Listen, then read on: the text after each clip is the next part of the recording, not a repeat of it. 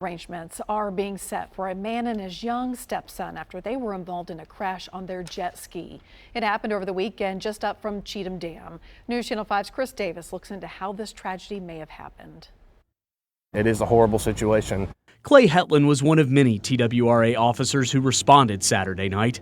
It was around 7:30 when investigators say Aaron White and his 8-year-old stepson Blake Brainerd were riding a jet ski when it collided with the barge. It killed them both. While we may never know for sure what actually happened that night, it is worth noting two things. One, barges are notoriously hard to see at night, and two, that is part of the reason why jet skis are not allowed to be on the water after sunset. In the state of Tennessee, it's illegal to operate a PWC or a jet ski from sunset to sunrise.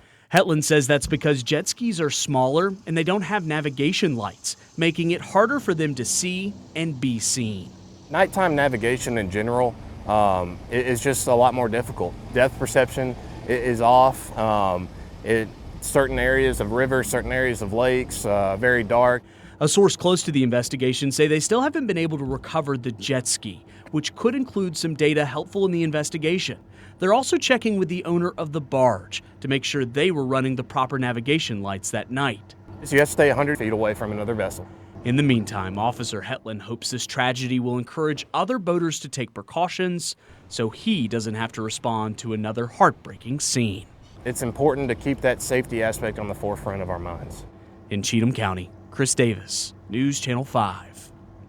Thank you, Chris. 8-year-old Blake attended Charlotte Elementary in Dickson County. School counselors were on hand today to help students and staff process their grief.